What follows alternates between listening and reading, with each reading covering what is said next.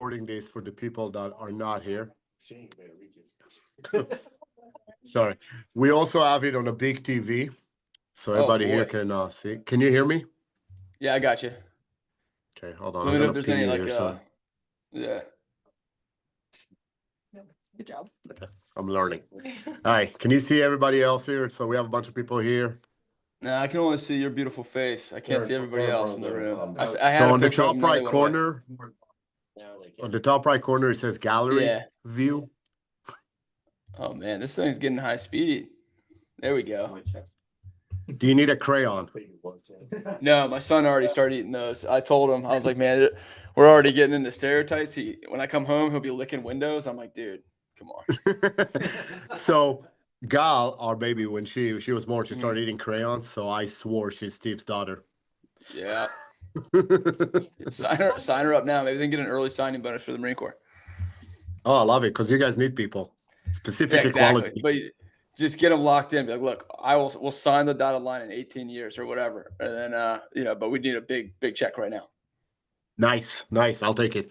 So, Yeah. Bill, first of all, thank you for joining us. Let me kind of introduce you for those that don't know you. I will say, pretty much everybody in the room knows your name, and one of the reasons is for for the yellow belt promotion test into orange, they need to do a written exam, and one of the question is you got a list. I believe it's five of our black belts, and they get a list in advance, so they see names like Cy Getwood, Josh Cook, Billy Vivian, right? But they've most. I asked before the meeting. I'm like, is anybody here from the old generation actually met Billy? And even Yeah. our older generation people here have not met you.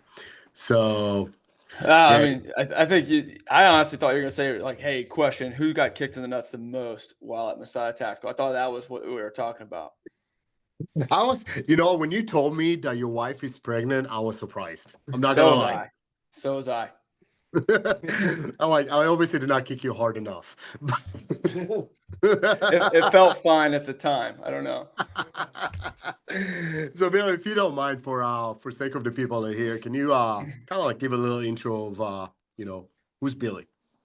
Yeah, so I had also an awesome opportunity to work with BK. I was going through college, and then after that, so I got some awesome experience and leadership from him and mentorship through that time. I was doing Israeli street fighting with him and doing ICS and training there. Ultimately, I ended up doing some additional amateur fights for fun, knocking that stuff around, and then eventually the Marine Corps accepted me into it. So about 2014 is when I joined the Marine Corps. I went in as an officer, so I'm an infantry officer. I went through basic training for a full year. So we go through OCS, the basic school for 6 months, and then you go on to infantry officer course, which is 3 months, and then eventually I hit the fleet in 2015, in January 2015. Since then, I've been a platoon commander, an executive officer of a company, and then I went back to the basic school to be an instructor, which is where generally people want to go to get back to instruct at the infantry officer course. There's nothing else going on. So I did that for 3 years, and I went to resident school at EWS, which is Expeditionary Warfare School in Quantico, Virginia. And then I took over after a year of schooling there. I went back out to California, or I went out to California to join 2nd Battalion, 4th Marines, and be the Echo Company commander. And I was in the seat there for 2 years. So when I first took over the company, I took the guide on. I had 252 Marines in the company. And that was, I owned my little island, my bubble. And then we finally deployed. Our numbers dwindled, and as we transitioned Marines out, went down to about 170, give or take, Marines for that company. We were on a 9-month float. We hit about 8, 9 different countries for bilateral training and some security cooperations through, for freedom of maneuver, essentially through straits and everything like that. Came back, and then since then I've been assigned. So I was one of one. So because of my instructing background, I got selected to be the Marine Corps instructor at down here at Fort Benning in Georgia at the Maneuver Center of Excellence. So MCCC, Maneuver Company Commander's Course, is what every Army officer and a litany of international officers, as well as Marines, will attend that course before company command. So I am the one Marine officer that's down there and gets an opportunity to work with them, speak the Army talk, and then train them. So I've been doing that for about 2 years now. So there's a lot of acronym and a lot of terms that you threw out there that I think most of our audience here is not familiar. So just to clarify, what you're doing now, right? So one of the things is you Yeah. teach leadership amongst other things, right? And you actually are Marine on an Army base, which is unique in that sense, right? So Yeah. can you explain how that works? Yeah, so one like leadership, even at the basic school, which is the 6 month course where junior officers, lieutenants, will learn how to become platoon commanders in the Marine Corps. The catalyst for that is infantry tactics. So they learn everything from writing orders, leadership, and it's pretty leadership. Thankfully, in the Marine Corps is stressed pretty heavily because it's all about a culture. So that is a very big proponent of that, and the catalyst and how we teach leadership training or officer training is through the infantry MOS. So learning through infantry tactics, leading a squad, leading a platoon, and how to develop leadership through those principles and techniques. Now, what I'm doing here is, those are junior lieutenants. They go out to the fleet and they become platoon commanders, potentially executive officers of companies and different billets and roles. A company commander, there's only 5 company commanders in an infantry battalion. So in an infantry battalion, about 1,000 Marines. Every infantry company, there'll be 3 line companies, 1 heavy weapons, and then headquarters and services company, which all the support staff. So get an awesome opportunity to be out there and lead the Marines for 2 years in that seat. Now, because of my, like I said, my background, the monitor, somebody who's in charge of our orders and tells us where to go, where we have to pack up and move our family, selected me to go down to Fort Benning. So Fort Benning is pretty much the epicenter of the Army's infantry and maneuver where they go for training. There's airborne, there's a Ranger regiment, there's a Ranger battalion down here. There's Ranger school that starts down here. So there's a lot of leadership training for the Army. And essentially what I do for 6 months, we'll have a course or a team. Our team will have a course of students. We have 131 students, roughly, or 100, anywhere from 131 to 160 students or so. And they learn everything from company level tactics or company team tactics, as well as leadership. And it's a little bit different, obviously, being in the Army. Of course, bias towards the Marine Corps, but that's what essentially we're doing. So we focus a little bit more on the tactics of company and company team operations, with additional structure on leadership and how to actually command. And really, it's more of the tactical scenario. So mission command and how we conduct C2 or command and control in combat operations. Do you see a big difference between Marine tactics and Army tactics when it comes to maneuvering forces? Yeah, so I have to also say, like, hey, all my opinions, because I'm active, like, these are my own, not the Marine Corps, right? But I'll tell you, there's a bigger difference because the Marine Corps, we fight. Obviously, we're about uh, almost a third the size of the Army, so we're smaller by nature. So there's always going to be a difference there. The fact that we don't have heavy armor, like we don't have IFVs or infantry fighting vehicles, we don't have the M1A1s, the tanks. We got rid of those, and we don't have as many field artillery or arty batteries that the Army does. So our tactics, we use a lot more with small unit tactics in regards to coordination with air. So you'll see a lot more Marines because we're relying on that. We can come off ship, like moving heavy things off ship takes a lot of work, and to get it onto the beaches when they haven't been secured is almost impossible. It can be extremely difficult. So we rely a lot more on smaller units. Our maneuver elements are generally smaller, whereas the Army looks at and they're getting to this thing now, transition from the GWAT, the Global War on Terror, into the next fight. There's obviously differences there, and what our leaders think are different approaches and what our roles are going to be in that next fight, whatever that might be. But the Army is focused on LSCO, or large scale combat operations. So we're talking about maneuver elements of the size of divisions and brigades. And so very little on the battalion side. Whereas the Marine Corps, we're modular and we can pick and choose what we're out, different ships and different deployments. So usually it's a little bit smaller, a lot more responsibility and authority is delegated a little bit farther down in the Marine Corps.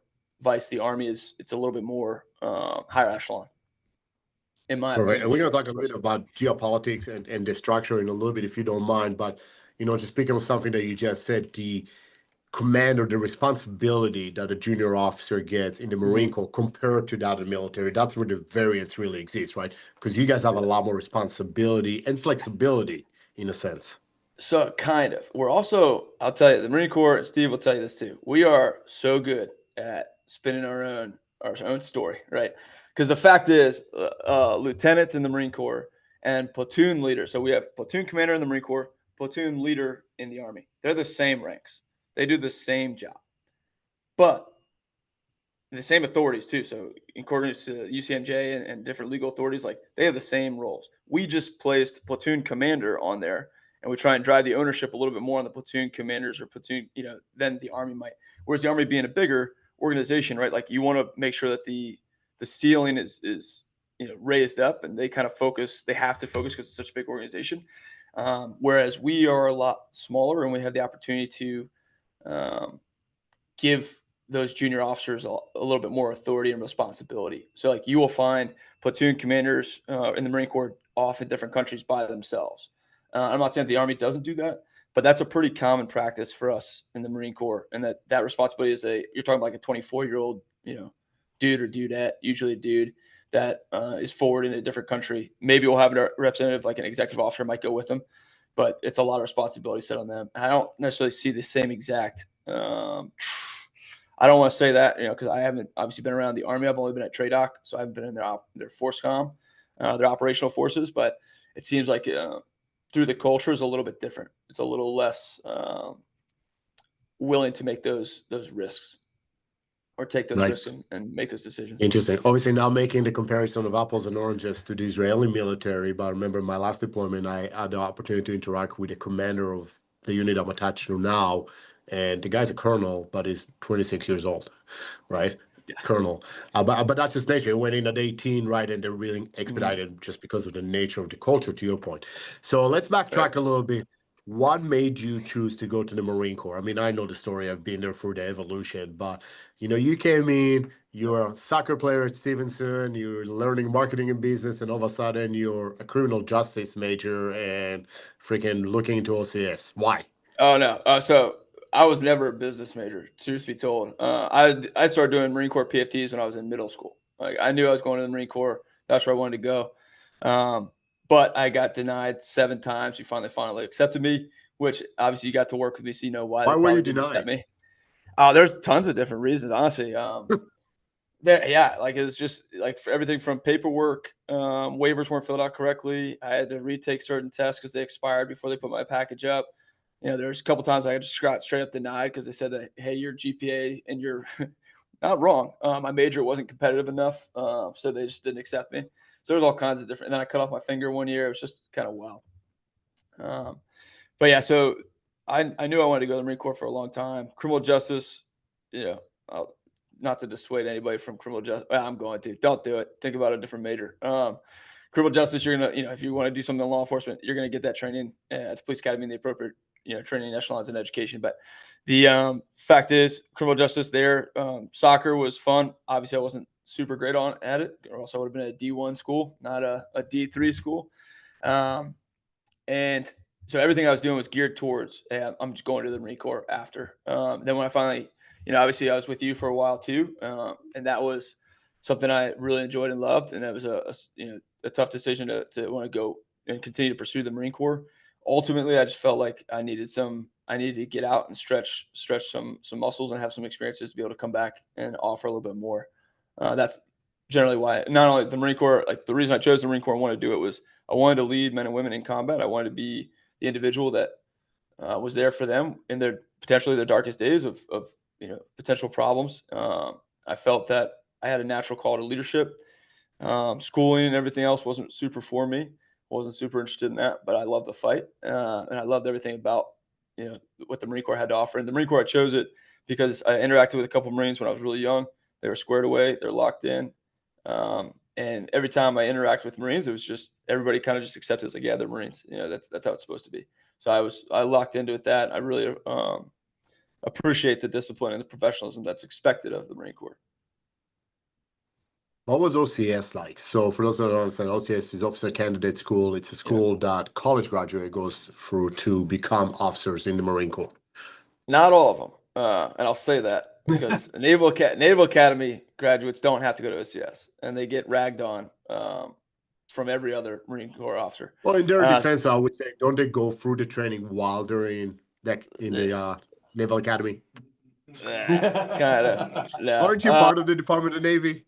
Yeah, technically, yeah, they do go through, and so, like, they say, and it's kinda interesting because like, the Army has a similar thing, where if you do an ROTC program, you can avoid officer candidate school, and you can jump into IBOLC or infantry basic officer leaders course, whereas the Marine Corps doesn't accept that, so it doesn't matter, it doesn't they don't care if you went to ROTC or not, you're gonna go through OCS, and the OCS is really a screening, institution, a screening, level for to be like, "Hey, this person can or cannot be a Marine Corps officer," and that's the first stage of screening.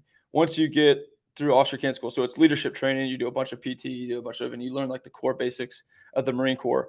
Um, and that's usually 10 weeks. They can do it in a couple different instances. So you have the platoon leaders course for PLCs, or what I did at OCS. So if you're post college, you go straight 10 weeks. If you're in school and college, you can go to 2 iterations of 6 weeks each. That's why it's a little bit longer, because the NDOC adds on for both times. But that's essentially just leadership training and screening to see if you're going to make it as a Marine Corps officer. That's all that OCS is.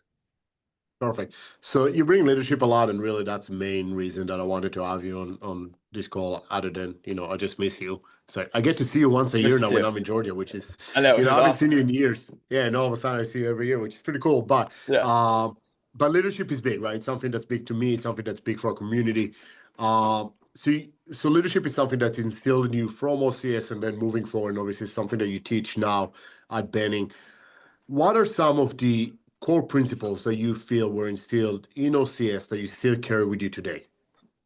Yeah, so I mean, great question. OCS, like I said, screening, they kind of indoctrinate you because we're a big fan of Kool-Aid, mixing it, shoving it down your throat, and being like, "Yep, this is it." And that's just what the Marine Corps is. So, like, you have to be really locked into, like, willing to accept everything that it pours down your throat. But OCS is the start of it, and it really gets hammered in my opinion, TBS, the basic school. So that's a 6 month course after OCS.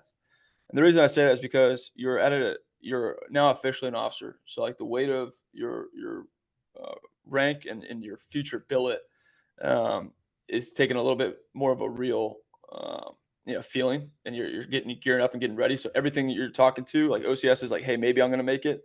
TBS is like, hey, I'm at least now they have to get rid of me some administrative action if they want to kick me out of this thing.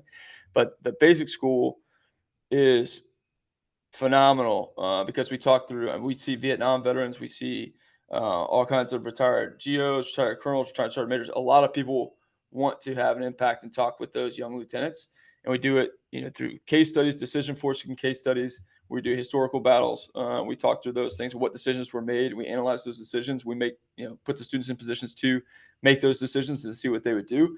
And then we had a great class where we talk about a raid that happened in Vietnam, and we'd have Vietnam vets in the classroom and listening. They're just three old dudes. Two of them had legs, one of them didn't. And then, at the end of the class, yeah, booby trap, got him. Great guy, Rick Pizzacco, he's the man. Um, but yeah, we put the students and be like, hey, you're gonna play the part of this company commander and give them decisions to make, and then, at the end of it, they'd be listening to it, and then the Vietnam vets who were actually on that raid would talk about, hey, these would have been the impacts if somebody wanted to put in reinforcements for Delta Company, probably would have gotten us all killed. And then the lieutenants immediately, the pucker factor is like, oh man, like these are real decisions that people in my position had to make. So I think in regards to, long answer to a good question, um, I would say that competence, and I'm kind of basing this off some other stuff too, right? But competence, and there's a whole, the Marine Corps says leadership. You got JJ did Ty Buckle. There's 14 traits of what we have to memorize, and all these 6 tenets of leadership. I'm not going to go through and talk what those things are. But bottom line, you got to be competent. If you're not competent, nobody's going to follow you, right? You got to be humble, because if you, and this is one thing I love about the Marine Corps, you have to take bottom up refinement. So if you make a decision and you got a lance corporal, E3, E4, maybe a corporal or sergeant that says, hey, sir, that sounds stupid. I don't want to do this. I think we can do this. They'll never say I don't want to do this. But what they'll say is, I think that we could do this instead. And if you're not willing to swallow your pride and, try to beat your chest and stand on the formal leadership of like, hey, I own the rank, I make the decision, that's like that's a big problem, right? So you got to be humble. You got to realize when you have knowledge gaps and close those gaps. And it's totally fine to accept and let people know, like, hey, I don't know the answer to this question. Let's figure it out together, or I'll get back to you. And that's like one of the first ways to turn people off in regards to leadership. And then the last thing I would say is professionalism, right? Not just in, hey, looking like the part, which you should, but a professional curiosity. Like when you choose the profession of arms, especially in warfighting, And what we push in the Marine Corps Infantry is that if you don't live and breathe, if this isn't your passion, it's not a job, it's not a career, it's your profession. So you need to be professionally curious and dig into every aspect of that profession to make sure you're better equipped to serve the men and women that are in your formation. Because ultimately, the decisions that you could make may or may not, cost somebody their life, and if you have to be willing to make that decision, if you're not doing anything to prepare for that now, I would say you have the wrong mentality. So those are kind of things that stuck with me. And competence, I'll be honest, I stole that a little bit more from Kyle Lamb. I don't know if you know Kyle Lamb. I feel like you would know Yep. him. Yeah. So he's got a great book called I Leadership in the taught with him. Shadows. Did you? Oh man, Yeah, yeah, I he's awesome. presented with him at university in Florida. Oh, that's awesome. Yeah, I'll have to hear about that later on because he's a phenomenal dude. But his book, Leadership in the Shadows, talks about that and competency, and I 100% agree because a lot of people try and fake the funk, Yep. and then people see right through that, and like that's you lose all trust there. Yeah, 100%. And I mean, you've been for instructors training, and some other people here have. And one of the things we always say is like, you being put on a pedestal. And one thing you need to say as an instructor, certainly as a leader, is Yeah. I don't know the answer. Let me get back to you with that one. Right? Yep. Just don't try to don't bullshit people. So I agree with you 100%. One thing you said that I love is something that the Israeli military is big on is the whole idea of not only being humble but actually encouraging feedback from the junior people on the team. Right? Mhm. There's actually a research that was done Israel, and not to make this about Israel, right? This is supposed to be about you, but just it just And brought we to mind. steal a bunch of stuff from Israel, so the Marine Corps steals stuff from everybody. So uh, but we have the highest number of startup companies compare in relation to capita in the world, right?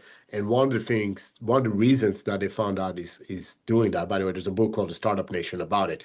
Is because in Israel they encourage everybody to think outside the box. Like as a team leader, as a unit leader, part of my job was to not only allow them to talk, but actually solicit that mhm. you, the private, the lowest person on the totem pole, but you may see things from angles that I do not, or I already got those blinds on from doing this for so long that I want to get your opinion, right? And that's how we go. And I think that's awesome that you guys stress that as well.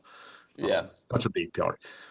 So you work with Rangers now, right? So one of the Um, I very teach, so their instructors, their officers will come through the schoolhouse, so they'll, their timelines are a little bit different, but the officers will come through our schoolhouse. Now I know a lot of people in the Ranger Regiment, great people, but I don't get to work with them in their operational gotcha. deployments or anything like that. No, no, perfect. But I'm saying from a leadership standpoint, because they are a smaller entity, and Ranger School, for intents and purposes, is a leadership school. It's not a tactical school, That's right? what And they all people don't say. Yeah. understand that often. Hmm. Um, what are some of the elements that you think, if we bring it back to like, let's say, the next war, the next conflict, how big of a role does leadership take, and what are some of the changes that we as leaders have to make in order to adapt for it? Yeah, I mean, great question. And again, this is my own opinion. But for leadership, because if you look at historical battles and what we've been involved in, right? The first, it doesn't go well for the active component in the first couple months. And really, like our nation throughout history, um, bears its weight when we start activating that we get the whole country behind it and the war effort starts cranking, the war machine starts.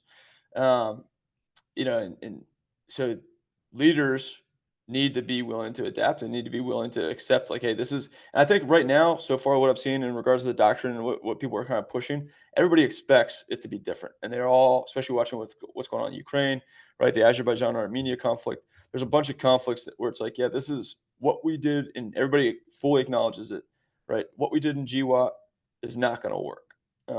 Now, we are creating doctrine and TTPs and SOPs because that's what you have to start from somewhere. Um, right. Because you can't walk into a conflict, having seen all that stuff and being like, yeah, we're just going to figure it out. It's like, no, you got to have some starting point. So I think they're doing the right thing there. But I think what you were talking about with regards to adaptation, that has to be, and that's in, our MCDP one, Marine Corps doctrine publication doctrine number one. So it's like our primary thing. Like whatever a Marine reads, or MCDP one is, has the ability to adapt in there, and the ability to adapt is predicated upon two things, right? It's anticipation and improvisation. So you need to anticipate and then be willing to improvise once things happen that don't go well. And I think that's one of the critical things is, and that's just true in the nature of war, right? It never changes. You always have to be willing to adapt, and that's what we need to do in order to adapt. Um, I think that's kind of the next big step. What we need to figure out, and what we're seeing right now in trade doc within the Marine Corps, right? We have a bunch of different force designs, bunch of different force structures that people are coming up with and in planning and trying to figure out what the next big thing is going to look like, what we need. Um, and again, they're trying to anticipate, which good on them. But sometimes that can be a little bit of a detriment. If you go in thinking it's going to be one way and it doesn't come out that way, we just need to be really willing to take the shot in the face and be like, yeah, that was not what we need to do. We need to adjust. And I think what you're seeing, what a lot of people, when it's open source, you can see what they're doing with drones. That's a big thing that everybody's focusing on figuring out. The question for us on the grunt side is, well, how do you defeat a drone that's overhead? Like, what do we do? And we don't necessarily have the answers completely yet. A lot of people are playing, especially the Rangers are playing with a lot of good options. Um, but I think that's one of the biggest things, being willing to adapt and like literally getting feedback on the ground, of what they're actually seeing on the front lines, and take that in and push that back quickly. Because the people that are in the rear echelon training, the next group that are going to go into it, if it's a large scale combat operation, like we're talking big conflict, it's the front line. Hopefully, will figure it out and they'll do the best they can. But it's the people that before they leave the country and before they leave the training ground, like what do they know? What TTPs have they solidified going forward?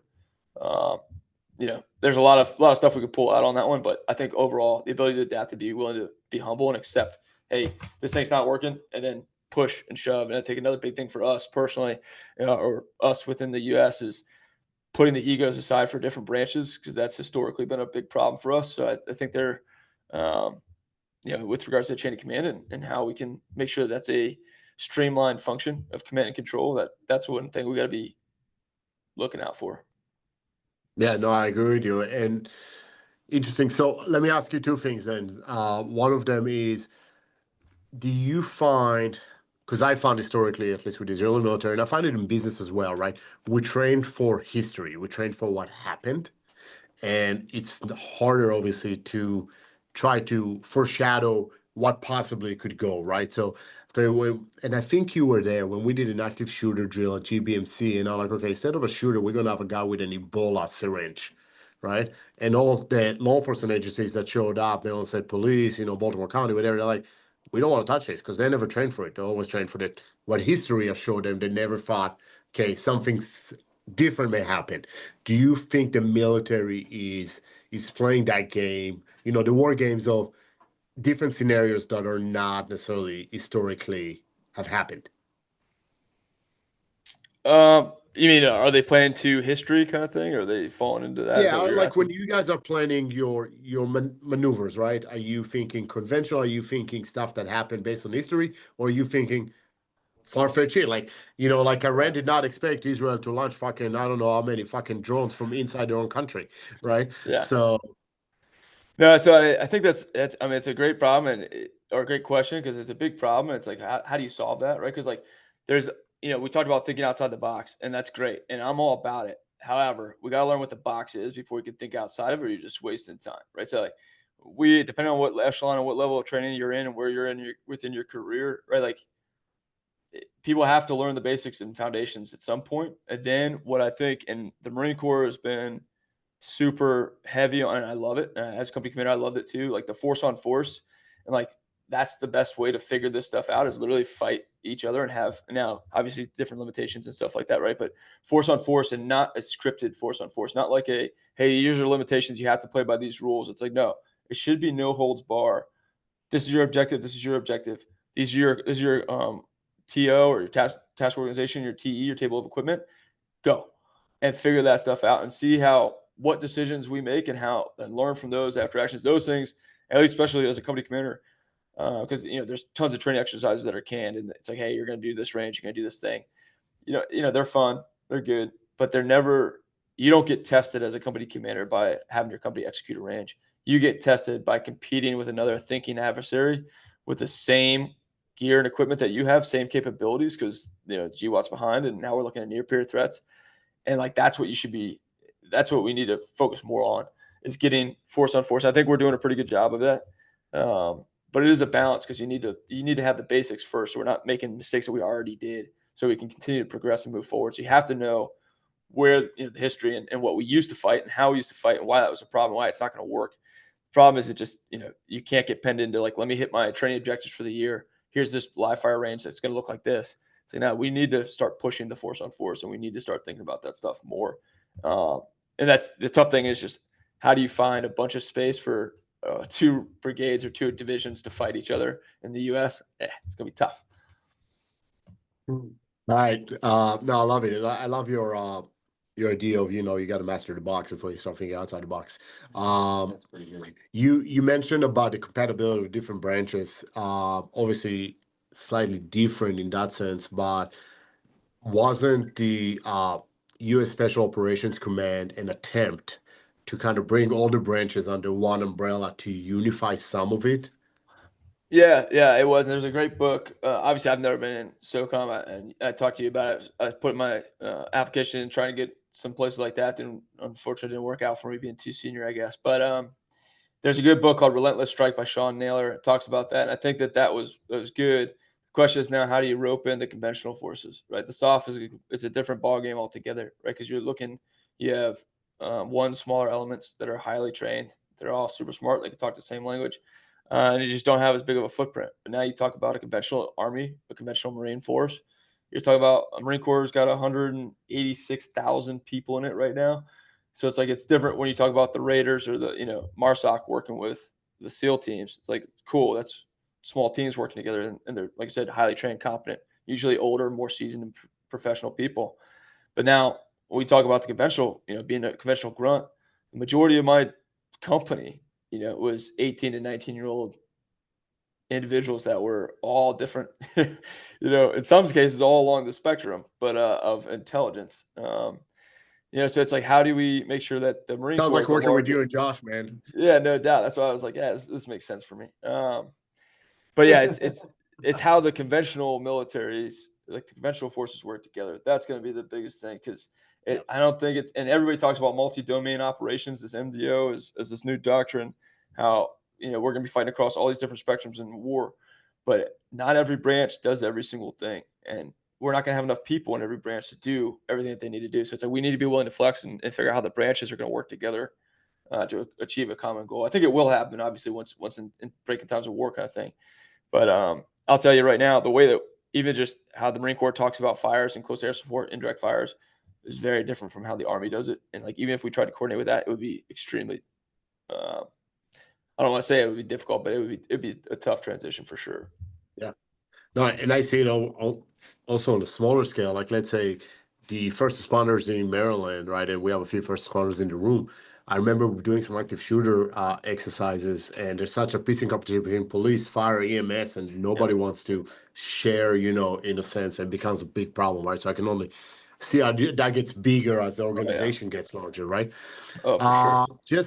Just so there's a tangible takeaway also for some more people here. I know the Marine Corps, one thing they're big on is a book list, a reading list, right?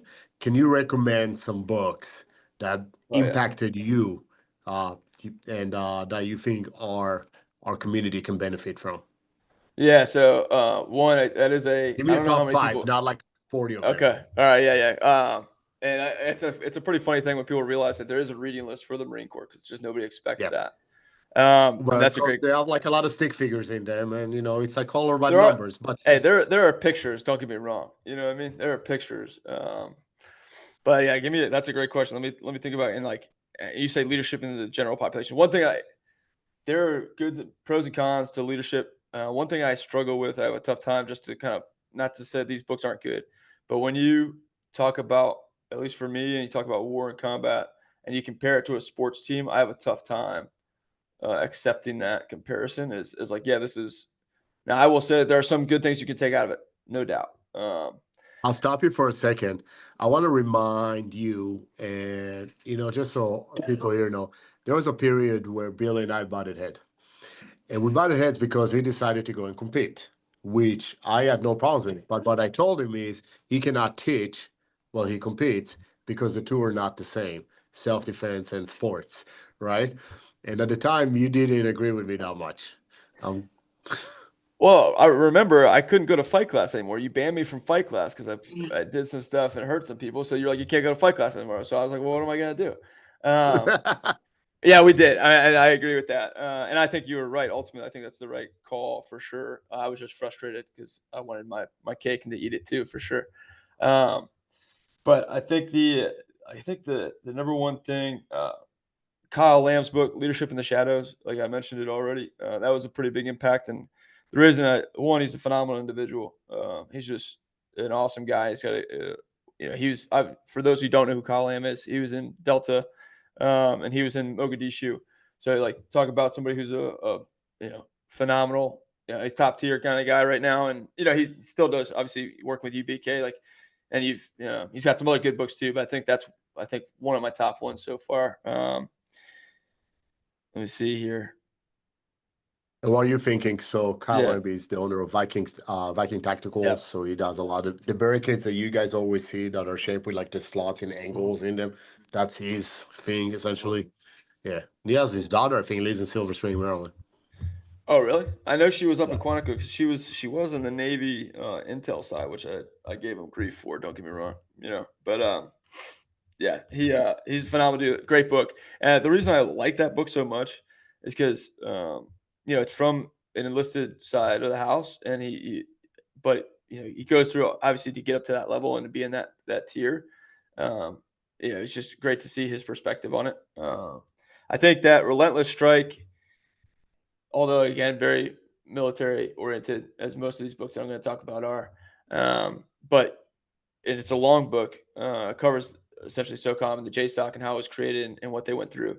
I think that book is a phenomenal book because it shows the evolution and adaptation of an organization to figure out how to lead and scale up and scale down. Like I said, it's a thick book, so it's a tough read. Um, but I would offer this that would be in one of those books for sure. Uh, I think, and I'm cheating a little bit here because I have a couple book lists that I have here, so bear with me. Go for it. What Yeah, do you think of Madison's book? Call Sign Chaos. Yeah. Yeah, that's a good one. And like, there's not a single Marine that'll talk bad about Chaos or Mad Dog or anything like that for sure. Definitely a good book. I think that's a phenomenal when you talk about somebody willing to, and what he called the Mavericks. So like, I think somebody willing to accept feedback and like trying to elicit that feedback. I think that's a great book. And it demonstrates that. No, well, the thing about him, a lot of people don't understand or realize is that he didn't see combat until he was a battalion commander. I'm pretty sure.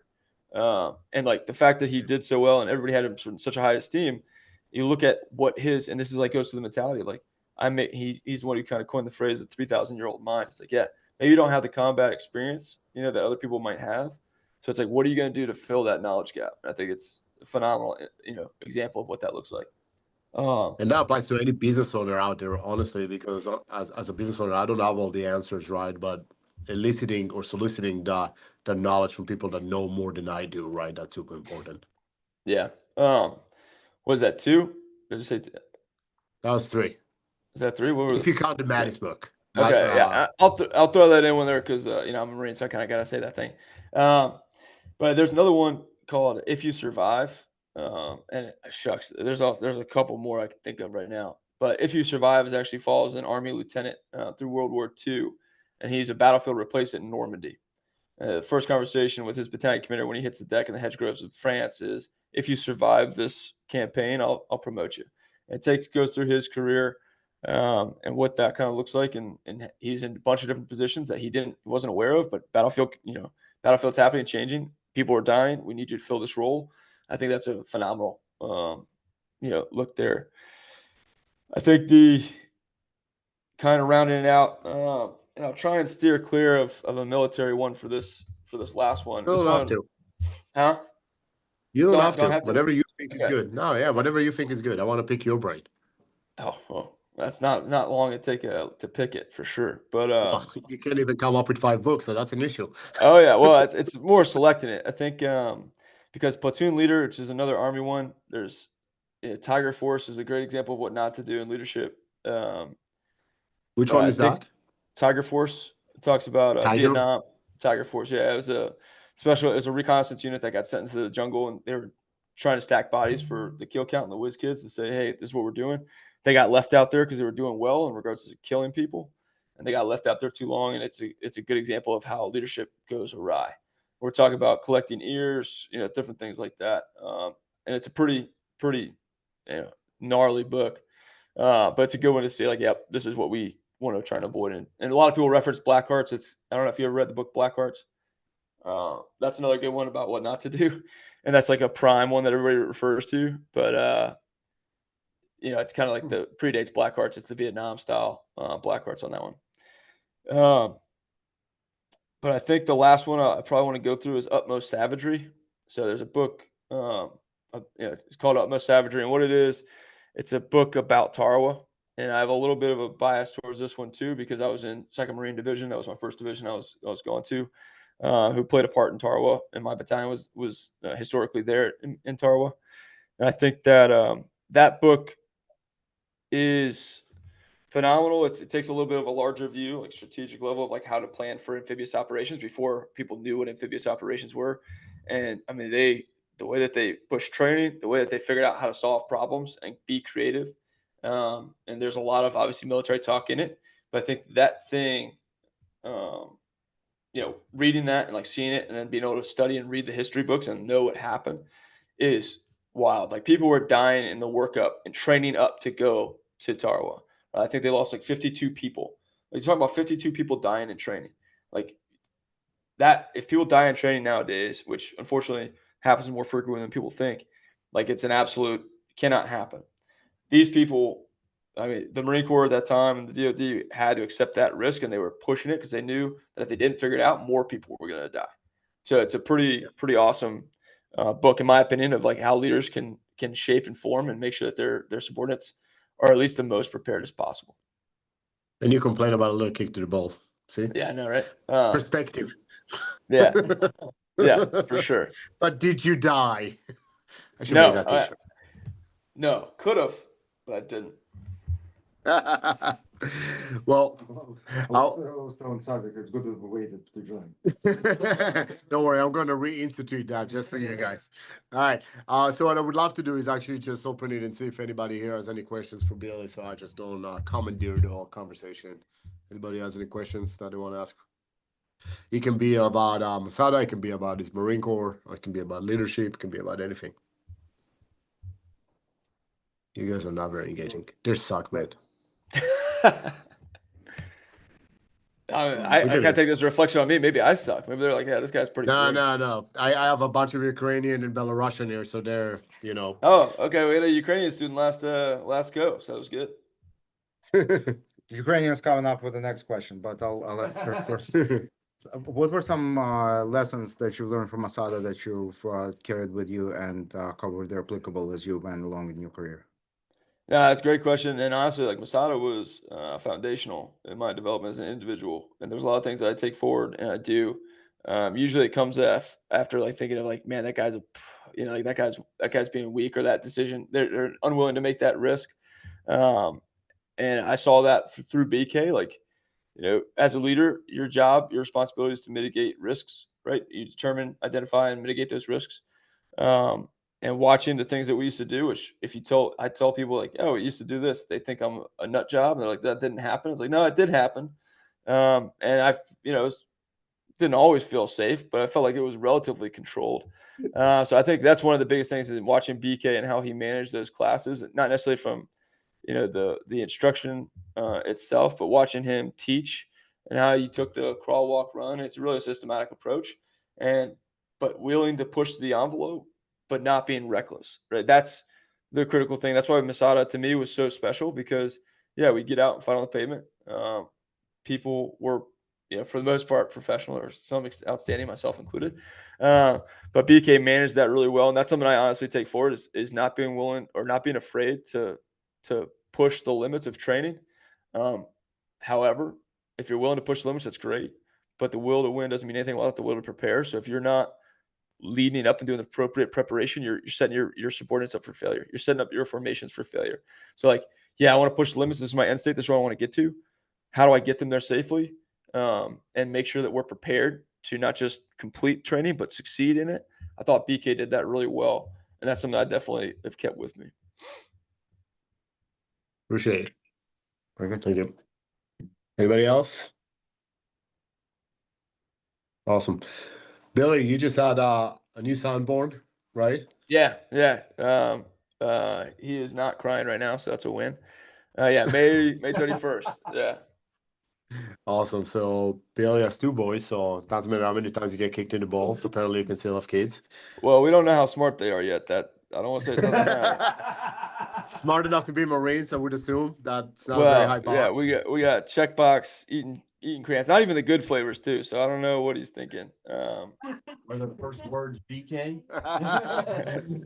No, Billy, no, dude, just I love you, and I think this was great. I really appreciate you spending time. I know your time with your family is very precious, and it's limited these days. So I appreciate you taking a little bit of time to be with us, and on a short notice too. For those of you that don't know, we were supposed to have somebody else. He canceled, another Marine, and I'm like, all right, second stringer. last I got minute. it. Who can I have that would add some value? And I've been fortunate enough, lucky enough that the last, what is it, 2 or 3 years, I go once a year to teach at the Georgia Tactical Officer Association and Alabama Tactical Officer Association. They combine, and they're hosted in Columbus, Georgia, which is where Fort Benning is. So when I found out that Billy's there, we connected, and we've been at least meeting for dinner when we're there, and it's been great to reconnect with Billy and meet his wonderful wife Erin. Is at the time one son Bucky. I'm looking forward to meeting his son. What's his name again? I'm sorry. Boone. Boone, Bucky and Boone. That makes sense. Yep. So I appreciate you taking time from your family and getting with us. I miss you, brother. If you come to Maryland, stop by. I'm sure people would love to meet you in person. And Yeah. Oh, definitely. unless anybody else has any other questions. Awesome. Billy, thank you so much, brother.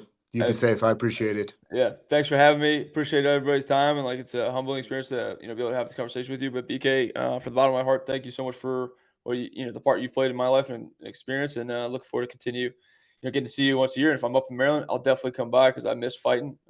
So I'll be game for sure.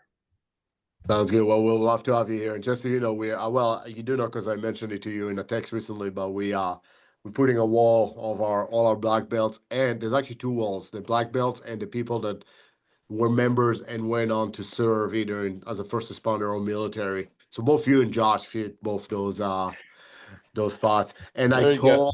told you guys know that once a year we have a school that comes here and we do a little bit of a block about Israel today, and we teach them self-defense, right? So it's Billy's old high school, and that's their teacher. And Oh, I really? They're sent still doing John that? That's awesome. every year, man. Every year That's John brings his great. team. And I told John that you're gonna be on the call today, and I invited him to be here, but he had a conflict and he couldn't make it. Yeah, that's awesome. No, that's super cool that you guys. I'm so glad and happy to hear that for sure. But yeah, I'm sorry about the ugly looks on the wall, especially being on two of them. So I apologize for that for everybody. But look forward to hopefully meeting you all in the future. Awesome. Thanks, Billy. Have a good night, brother. I appreciate it. You too. Later. Safe. Bye.